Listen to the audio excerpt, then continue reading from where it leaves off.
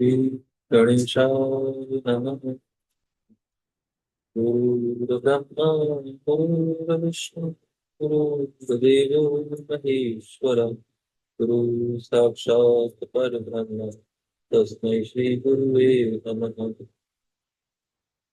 त्वमेव माता च पिता त्वमेव त्वमेव बन्धुः सखा त्वमेव त्वमेव विद्या द्रविणं त्वमेव त्वमेव सर्वं मम देव देव।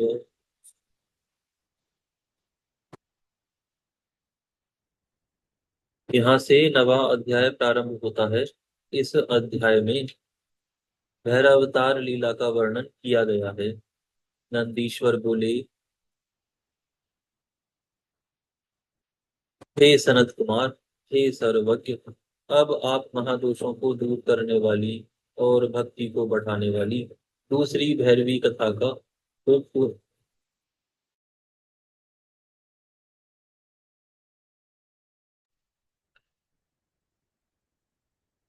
बढ़ाने वाली दूसरी भैरवी कथा को प्रेम पूर्वक सुनिए। काशी का सानिध्य प्राप्त कर वे काल भैरव, काल के भी भक्षक महाकाल हुए। देव देव के आदेश से कपालिक व्रत धारण किए हुए वे विश्वात्मा भैरव हाथ में ब्रह्मा का कपाल लेकर तीनों लोकों में घूमने लगे। किंतु उस दारुण ब्रह्म हत्या ने कहीं भी उन प्रभु का पीछा करना नहीं छोड़ा। प्रत्येक तीर्थ में घूमते हुए भी वे ब्रह्म हत्या से नहीं मुक्त हुए। इसमें भी सभी को भगवान शिव की अद्भुत महिमा ही जाननी चाहिए। एक बार प्रमथ गणों से सेवित होते हुए भी कापालिक वेश वाले शिव जी यानी काल भैरव विहार करते हुए अपनी इच्छा से विष्णु जी के निवास स्थान पर पहुंचे। उस समय महादेव के अंश से उत्पन्न हुए सर्प का कुंडल धारण किए त्रिनेत्र महाकाल तथा पूर्णाकार उन भैरव को आता हुआ देखकर गरुड़ ध्वज भगवान विष्णु ने तथा देवों मुनियों एवं देव स्त्रियों ने भी दंडवत प्रणाम किया। इसके बाद लक्ष्मीपति भगवान विष्णु ने उन्हें तत्ववत जानते हुए पुनः प्रणाम कर सिर पर अंजलि रखकर नाना प्रकार के स्तोत्रों से उनकी स्तुति की। हे महामुने, तदनंतर आनंद से पूर्ण हुए भगवान विष्णु प्रसन्न चित्त होकर क्षीर सागर से उत्पन्न हुई कमल निवासिनी लक्ष्मी जी से प्रेम पूर्वक कहने लगे। विष्णु जी बोले, हे प्रिय, हे कमल नयने, हे सुभगे, हे अनघे, हे देवी, हे सुश्रोणी, देखो तुम धन्य हो और मैं भी धन्य हूँ, जो कि हम दोनों जगतपति भगवान शिव का साक्षात दर्शन कर रहे हैं। ये ही धाता विधाता तथा लोक के प्रभु ईश्वर अनादि सबको शरण देने वाले शांत तथा 26 तत्वों के रूप में ये ही अभिव्यक्त हो रहे हैं। ये सर्वज्ञ सभी योगियों के स्वामी सभी प्राणियों के एकमात्र नायक सर्वभूतांतरात्मा एवं सबको सदा सब कुछ देने वाले हैं। हे पद्मे, निद्रा को त्याग कर तथा श्वास को रोक कर शांत स्वभाव वाले जिन्हें ध्यान लगाकर बुद्धि के द्वारा हृदय में देखते हैं वे ये ही हैं। आप उनको देखें। वेद तत्वज्ञ एवं स्थिर मन वाले योगी जन जिन्हें जानते हैं वे ही सर्वव्यापक शिव अरूप होते हुए भी स्वरूप धारण कर यहाँ आ रहे हैं। अहो, इन परमेष्टि की चेष्टा भी अद्भुत है कि जिनके चरित्र का वर्णन करने वाला मनुष्य शरीरधारी होकर भी विदेह हो जाता है एवं जिनका दर्शन करने से मनुष्यों को पुनः पृथ्वी पर जन्म ग्रहण नहीं करना पड़ता वे ही त्र्यंबक शशि भूषण भगवान शिव आ रहे हैं। हे लक्ष्मी, श्वेत कमल दल के समान बड़े बड़े ये मेरे नेत्र आज धन्य हुए जो इनके द्वारा महेश्वर महादेव का दर्शन किया जा रहा है। देवताओं के उस पद को धिक्कार है जिन्होंने भगवान शंकर का दर्शन नहीं किया, जो समस्त दुखों का नाश करने वाले तथा मोक्षदायक हैं। यदि देव देवेश शिव का दर्शन कर हम सभी ने मुक्ति ना प्राप्त की तो देवलोक में देवता होने से बढ़कर और कुछ भी अशुभ बात नहीं है। नंदीश्वर बोले, लक्ष्मी जी से इस प्रकार कहकर रोमांचित शरीर वाले विष्णु जी वृषभ ध्वज महादेव को प्रणाम करके कहने लगे। विष्णु जी बोले, हे विभो, हे सर्व पापहर, हे अव्यय, हे सर्वज्ञ तथा संसार के धाता देव देव, आप यह क्या कर रहे हैं? हे देवेश, हे त्रिलोचन, हे महामते, यह आपकी क्रीड़ा किस लिए हो रही है? हे विरूपाक्ष, हे स्मरार्दन, आपकी इस प्रकार की चेष्टा का क्या कारण है? हे भगवान, हे शंभु, हे शक्तिपते, आप किस कारण से भिक्षाटन कर रहे हैं? हे जगन्नाथ, हे त्रिलोक्य का राज्य देने वाले, मुझे यह संदेह हो रहा है। नंदीश्वर बोले, भगवान विष्णु ने जब इस प्रकार शिव रूप भैरव से कहा, तब अद्भुत लीला करने वाले उन प्रभु ने विष्णु जी से हंसते हुए कहा। भैरव बोले, मैंने अपने अंगुली के नखाग्र से ब्रह्मदेव का सिर काट लिया है। उसी पाप को दूर करने के लिए निमित्त इस शुभ व्रत का अनुष्ठान कर रहा हूँ। नंदीश्वर बोले, महेश रूप भैरव के इस प्रकार कहने पर लक्ष्मीपति कुछ स्मरण करके सिर झुकाकर पुनः इस प्रकार कहने लगे। विष्णु जी बोले, सभी विघ्नों का नाश करने वाले हे महादेव, आपकी जैसी इच्छा हो वैसी क्रीड़ा कीजिए, परंतु मुझे अपनी माया से मोहित ना करें। हे विभो, आपकी आज्ञा शक्ति से मेरे नाभि कमल के कोश से कल्प कल्प में करोड़ों ब्रह्मा पहले उत्पन्न हो चुके हैं। हे देव, आप पुण्यहीन मनुष्यों के लिए दुस्तर इस माया का त्याग करें। हे महादेव, आपकी माया से ब्रह्म आदि भी मोहित हो जाते हैं। सतपुरुषों को गति देने वाले हे पार्वती पते, हे शंभु, हे सर्वेश्वर, मैं आपकी कृपा से ही आपकी समस्त चेष्टाएं ठीक ठीक जानता हूँ। हे हर, सं, संहार काल के उपस्थित होने पर जब आप समस्त देवताओं, मुनियों एवं वर्णाश्रमी जनों को उपसंगत करेंगे, तब भी हे महादेव आपको ब्रह्मवद आदि का पाप नहीं लगेगा। हे शिव, आप पराधीन नहीं हैं, अतः आप स्वतंत्र होकर क्रीड़ा करते हैं। आपके कंठ में पूर्व में उत्पन्न हो चुके ब्रह्माओं की अस्थियों की माला भासित हो रही है। तब भी हे निष्पाप शिव, आपके पीछे ब्रह्म हत्या लगी है। हे ईश, जो मनुष्य महान पाप करके भी आप जगतधार का स्मरण करता है, उसका पाप नष्ट हो जाता है।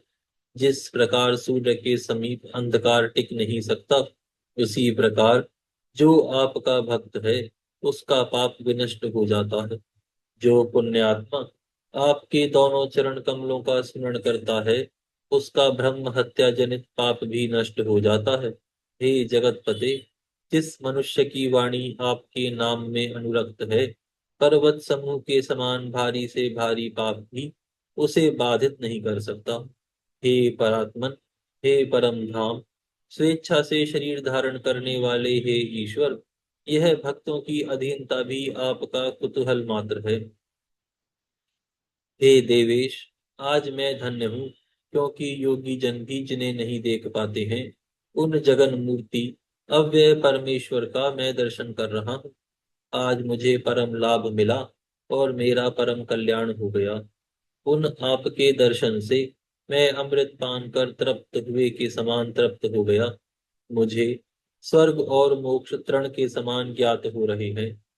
गोविंद विष्णु के इस प्रकार कहने के पश्चात उन महालक्ष्मी ने अत्यंत निर्मल मनोरथवती नाम की भिक्षा उनके पात्र में दे दी।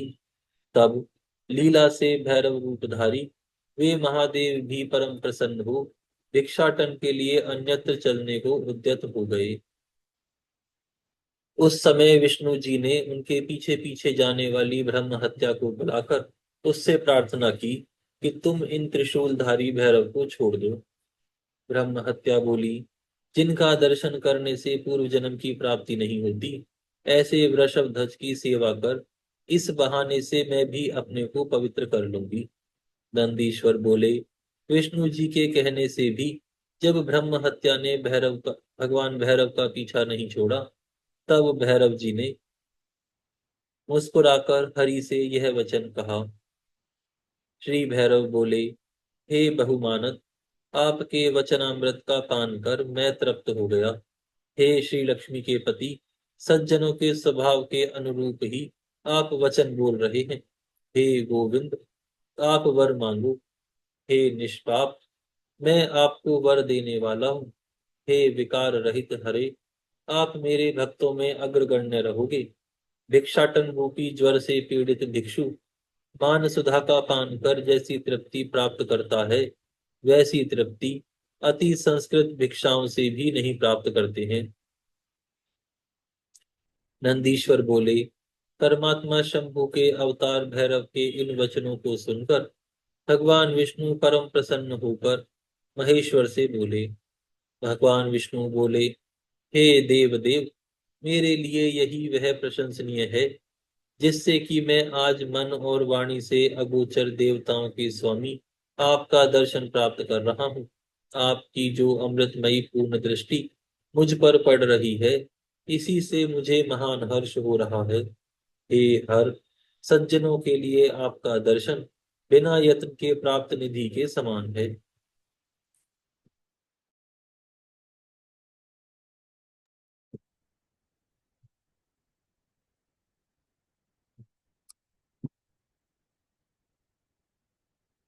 हे देव, आपके चरण युगल से मेरा वियोग न हो।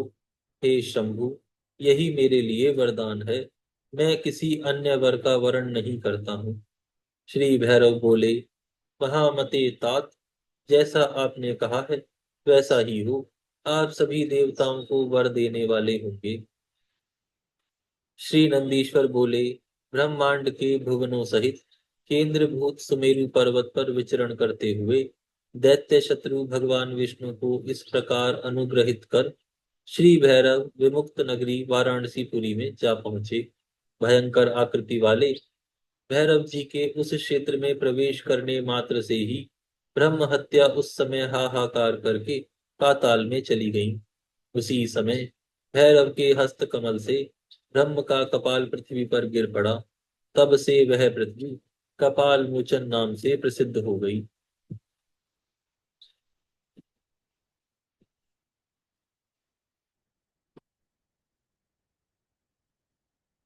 अपने हाथ से ब्रह्मा जी के कपाल को गिरता हुआ देखकर रुद्र सबके सामने परमानंद से नाचने लगे।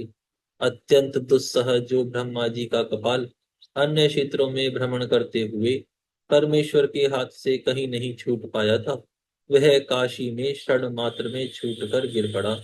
शूल धारण करने वाले शिव जी की जो ब्रह्म शिव की जो ब्रह्म हत्या कहीं भी नहीं दूर हो सकी, वह काशी में आते ही क्षण भर में नष्ट हो गई। इसीलिए काशी का ही सेवन करना चाहिए।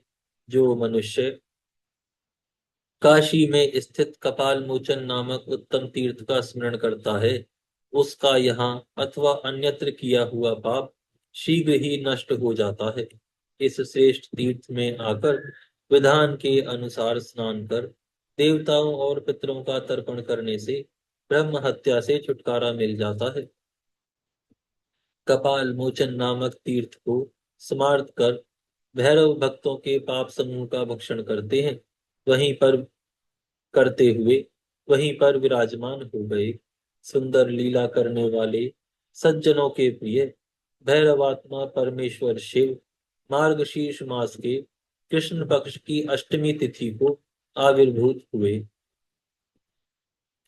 जो मनुष्य मार्गशीर्ष मास के कृष्ण पक्ष की अष्टमी तिथि को काल भैरव की सन्निधि में उपवास करके जागरण करता है, वह महान पापों से मुक्त होता है।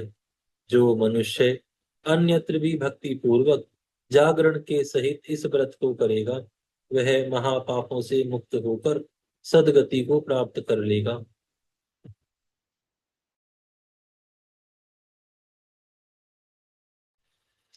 प्राणी के द्वारा लाखों जन्मों में किया गया जो पाप है, वह सभी काल भैरव के दर्शन करने से लुप्त हो जाता है।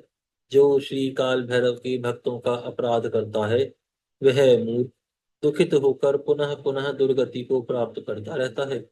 जो काशी में रहकर विश्वेश्वर में तो भक्ति करते हैं, परंतु काल भैरव की भक्ति नहीं करते। वे विशेष रूप से महादुख को प्राप्त करते हैं। जो मनुष्य वाराणसी में रहकर भी काल भैरव का भजन नहीं करता, उसके पाप शुक्ल पक्ष के चंद्रमा के समान बढ़ते हैं। जो मंगलवार, चतुर्दशी तथा अष्टमी के दिन काशी में कालराज का भजन नहीं करता, उसका पुण्य कृष्ण पक्ष के चंद्रमा के समान क्षीण हो जाता है।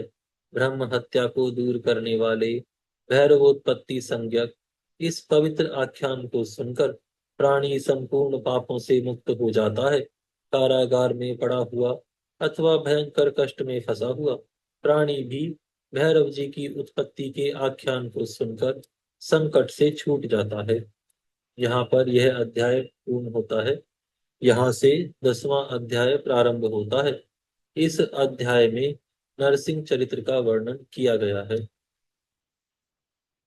नंदीश्वर बोले, हे सनत कुमार, दक्ष प्रजापति के यज्ञ को विध्वंस करने वाले वीरभद्र नामक गणाध्यक्ष को परमात्मा प्रभु शिव जी का अवतार जानना चाहिए। उनका संपूर्ण चरित्र सती के चरित्र में कहा गया है।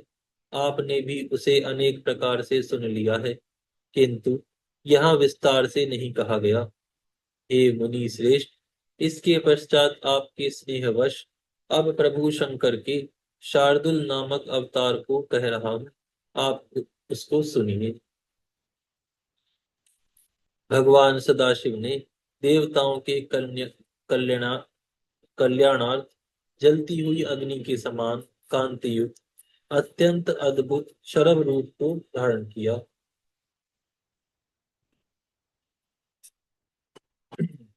सर, हे मुनि सत्तम, श्रेष्ठ भक्तों के हित साधक अपरिमित शिव अवतार हुए हैं। उनकी संख्या की गणना नहीं की जा सकती। आकाश के तारों की, पृथ्वी के धूलिकणों की तथा वर्षा की बूंदों की गणना अनेक कल्पों में अनेक जन्म लेकर कोई बुद्धिमान पुरुष भले ही कर ले, परंतु शिव जी के अवतारों की गणना कदापि नहीं की जा सकती। मेरा यह कथन सत्य समझे। फिर भी जैसा मैंने सुना है, अपनी बुद्धि के अनुसार दिव्य तथा परम ऐश्वर्य सूचक उस शरभ चरित्र को कह रहा हूँ। हे मुने, जब आप लोगों द्वारा जय विजय नामक द्वारपालों को शाप दिया गया, तब वे दोनों ऋषि कश्यप के द्वारा देवी दिति के गर्भ से पुत्र रूप में उत्पन्न हुए। प्रथम हिरण्यकशिपु तथा छोटा भाई महाबली हिरण्याक्ष था। वे दोनों पहले भगवान विष्णु के देवर्षि पार्षद थे, जो आप लोगों से शापित होकर दिति पुत्र रूप में उत्पन्न हुए। पूर्व काल में पृथ्वी का उद्धार करने हेतु ब्रह्मा जी द्वारा प्रार्थना किए जाने पर भगवान विष्णु ने वाराह रूप धारण कर हिरण्याक्ष का वध किया। हे मुने, अपने प्राणों के समान प्रिय उस वीर भाई को मारा गया सुनकर हिरण्यकशिपु ने विष्णु पर अत्यधिक क्रोध किया। तत्पश्चात हिरण्यकशिपु ने 10,000 वर्ष तक जप करके संतुष्ट हुए ब्रह्मा जी से यह वरदान प्राप्त किया कि आपकी सृष्टि में कोई भी मुझे न मार सके।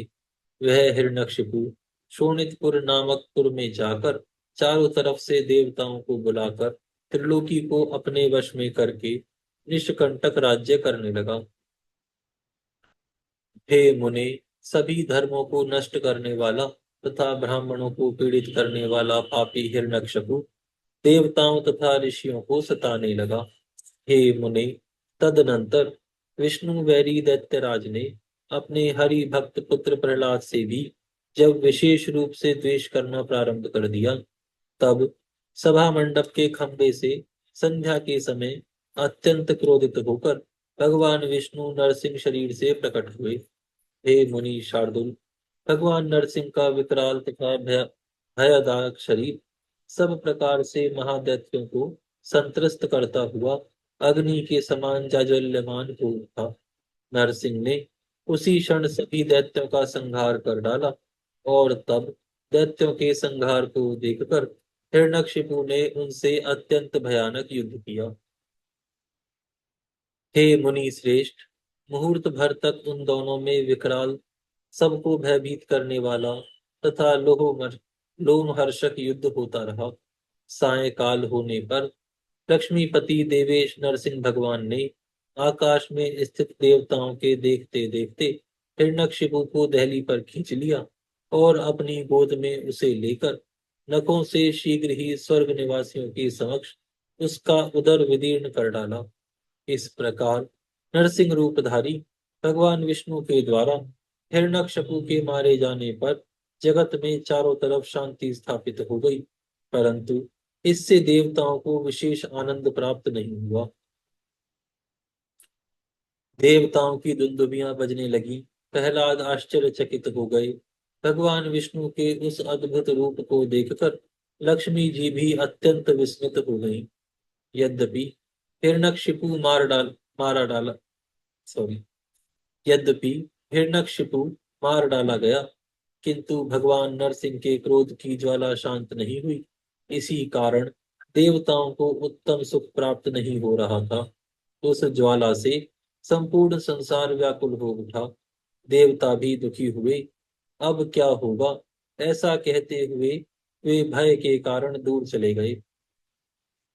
भगवान नरसिंह के क्रोध से उत्पन्न ज्वाला से व्याकुल हुए ब्रह्म आदि ने उस ज्वाला की शांति हेतु प्रहलाद को श्री हरि के पास भेजा। सभी ने मिलकर जब प्रार्थना की, तब प्रहलाद वहां गए।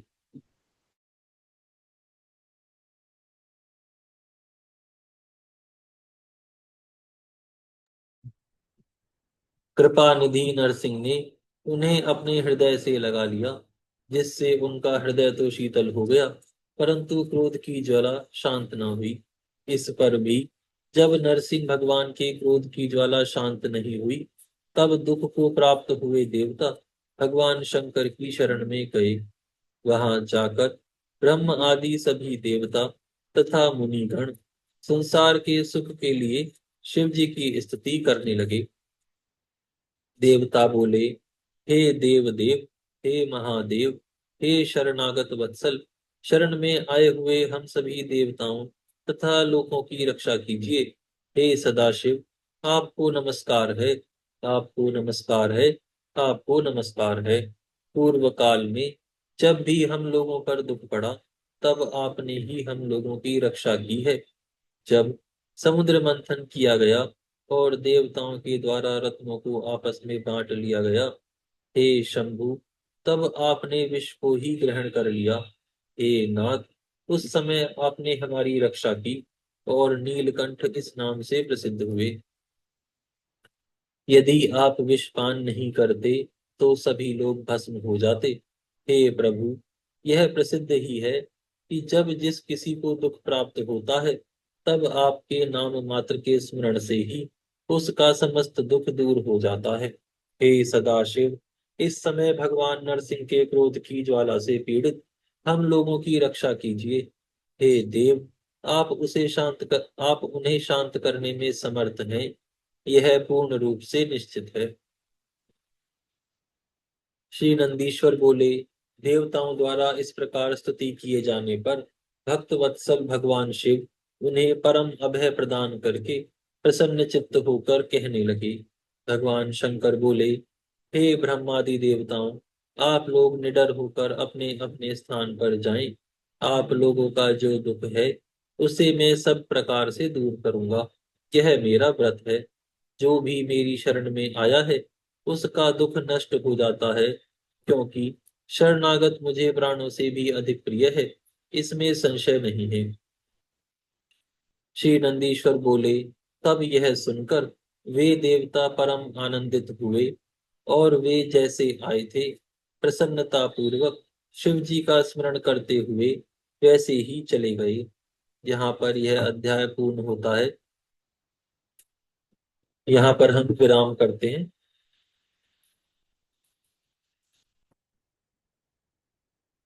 हे गौ माता, हम आपको दंडवत प्रणाम करते हैं। आप सभी देवताओं की माता, यज्ञों का यज्ञ, पुण्यों का पुण्य और सभी तीर्थों का तीर्थ है।